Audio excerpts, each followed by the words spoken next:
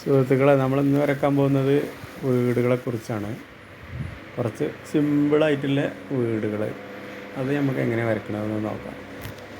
ആദ്യം വരക്കുന്നത് നമ്മൾ കളിക്കുടുക്കിയിലൊക്കെ കാണുന്നത് പോലുള്ള ഒരു ചെറിയ വീട്, ഹട്ട് അഥവാ കുടിൽ എന്ന് പറയും. കുട്ടികൾക്കൊക്കെ ഇത് വെച്ച് നമുക്കൊന്ന് പ്രാക്ടീസ് ചെയ്യിക്കണം. ആദ്യം ഇങ്ങനെയാണ് വരച്ച് പഠിക്കേണ്ടത്. അപ്പോൾ നിങ്ങളിങ്ങനെ ഒന്ന് വരച്ച് നോക്കുക. ആദ്യത്തെ വീട് ഇങ്ങനെയാണ്. നമ്മൾ രണ്ടാമത്തെ ഒരു വീടാണ് വരക്കുന്നത്. അത് കുറച്ചും കൂടി കുറച്ച് കാര്യങ്ങളൊക്കെ ആഡ് ചെയ്തുകൊണ്ട് നമുക്കൊരു വീടുണ്ടാക്കി വെക്കാം. അപ്പോൾ ആദ്യം വരച്ചതിന് ചെറിയൊരു വ്യത്യാസമൊക്കെ ആയിക്കൊണ്ട് കുറച്ചും കൂടി നല്ല വീടാണ് ഇത് വരക്കുന്നത്. അത് കുട്ടികൾക്കൊക്കെ ഈ 5 വയസ്സ് താഴെയുള്ള കുട്ടികൾക്കൊക്കെ ഇതൊന്ന് പരിശീലിക്കാവുന്നതാണ്. അവധിക്കാല വരകളുടെ 3ാമത്തെ അധ്യായമാണത്. ആദ്യം നമ്മൾ മരങ്ങളാണ് വരച്ച് പഠിച്ചത്. അപ്പോൾ നമ്മൾ വീടുകളാണ്, ചെറിയ ചെറിയ വീടുകൾ, ചെറിയ ചെറിയ വീടുകൾ തൊട്ടാണ് നമ്മൾ വരച്ച് പഠിക്കേണ്ടത്. അപ്പോൾ ഈ വീട് ഇഷ്ടമായെങ്കിൽ നമുക്ക് അടുത്ത വീട് നോക്കാം.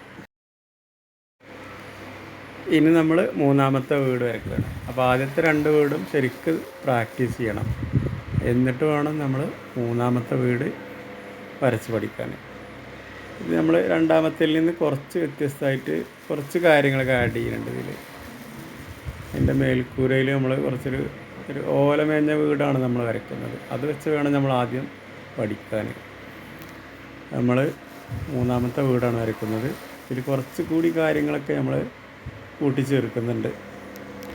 അപ്പോൾ ഇത്രയും ഭാഗം നമുക്ക് വളരെ ഈസിയായിട്ട് ചെയ്യാൻ കഴിയും. ഇനി ഇതിൽ 2 സിമ്പിളായിട്ടുള്ള ജനലുകൾ വരയ്ക്കുക. അതിൻ്റെ ഉള്ളിൽ 2 വരയിട്ട് കൊടുത്താൽ തന്നെ അത് ജനലിൻ്റെ ആകൃതിയായി മാറും. പിന്നെ അതിനൊരു ചവിട്ടുപടി, പിന്നെ കുറച്ച് അപ്പുറം കുറച്ച് പുല്ലൊക്കെ ഇങ്ങനെ ചെയ്ത് കൊടുക്കുക. അപ്പോൾ തന്നെ അത് നല്ലൊരു ചിത്രമായി മാറുന്നുണ്ട്. അപ്പോൾ അത് നിങ്ങൾ ജസ്റ്റ് ഒന്ന് പ്രാക്ടീസ് ചെയ്ത് വെക്കുക. വീടിൻ്റെ മുറ്റത്ത് കുറച്ചിങ്ങനെ പുല്ലൊക്കെ ചാടി കിടക്കുന്നതിനാണ് നമ്മൾ ആ വരച്ചത്. ഇനി നമ്മൾ 4ാമത്തെ ഒരു വീട്. അപ്പോൾ 3 വീടും ശരിക്ക് പ്രാക്ടീസ് ചെയ്യാവുന്ന തരത്തിൽ അത്രയും ലളിതമായ രീതിയിലാണ് കുട്ടികൾക്കും വലിയവർക്കൊക്കെ സിമ്പിളായിട്ട് വരക്കാവുന്നതാണ് ഈ വരകളൊക്കെ. നമ്മൾ 4ാമത്തെ വീടാണ് ഈ വരക്കുന്നത്. ഇതും ചെറിയൊരു കുടിൽ രൂപത്തിലുള്ള വരയാണ്. നമ്മളാദ്യം സിമ്പിളായിട്ട് തന്നെ അതിൻ്റെ ഒരു ഏകദേശം ഒരു ഔട്ട്ലൈൻ തയ്യാറാക്കുക. പിന്നെ അതുപോലെ ജനലുകളും വാതിലൊക്കെ വെച്ച് വെക്കുക. വളരെ എളുപ്പത്തിൽ നിങ്ങൾക്ക് ചെയ്യാം. ഇതുപോലുള്ള ചിത്രങ്ങളൊക്കെ നമ്മൾ കളിക്കുടുക്കിലും ബാലരമയിലൊക്കെ കാണാറുണ്ട്. കളിക്കുടുക്കം ബാലരമയൊക്കെ വായിക്കുന്ന കുട്ടികൾ വളരെ കുറവാണ്.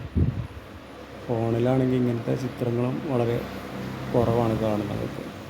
അപ്പോൾ നിങ്ങൾ ഇനി ഈ അവധിക്കാലത്ത് ഇതുപോലത്തെ ചിത്രങ്ങളൊക്കെ കുട്ടികളെ കൊണ്ടൊന്ന് വരപ്പിക്കുക. അപ്പോൾ നമുക്ക് അടുത്തൊരു മരം കൂടി കൊടുത്താൽ നല്ല രസമുണ്ടാകും. അപ്പോൾ അതൊരു ശരിക്കൊരു ചിത്രത്തിൻ്റെ രൂപമാവും. ഒരു വീടും പരിസരം എന്നൊക്കെയുള്ള ഇതിൽ നമുക്ക് വേണമെങ്കിൽ ഇങ്ങനെ കൊടുക്കാം. മരങ്ങൾ നമ്മൾ കഴിഞ്ഞ വീഡിയോയിൽ നമ്മൾ ശരിക്ക് ഡീറ്റെയിൽ ആയിട്ട് പറഞ്ഞിട്ടുണ്ട്, ഓരോ മരങ്ങളും എങ്ങനെയാണ് വരക്കേണ്ടത് എന്നുള്ളത്. അപ്പോൾ അതുപോലെ ഒന്ന് ചെയ്ത് നോക്കുക. മരത്തിൻ്റെ അടുത്ത് ഇതുപോലെ ചെറിയ കുറ്റിപ്പുല്ലുകളൊക്കെ കൊടുക്കുക. വീടിൻ്റെ അടുത്തൊക്കെ ഇങ്ങനെ ചെയ്ത് കൊടുത്താൽ മതി. അപ്പോൾ ഈ വീഡിയോ ഇഷ്ടപ്പെട്ടാൽ എല്ലാവരും ലൈക്ക് സബ്സ്ക്രൈബൊക്കെ ഒന്ന് ചെയ്യുക. ചക്കയുള്ള മരമൊക്കെ നമ്മൾ കഴിഞ്ഞ ക്ലാസ്സിൽ വരച്ചിട്ടുണ്ട്. കഴിഞ്ഞ വീഡിയോയിൽ നമ്മൾ ശരിക്കും അതിൻ്റെ ഡീറ്റെയിൽ ആയിട്ട് പറഞ്ഞിട്ടുണ്ട്.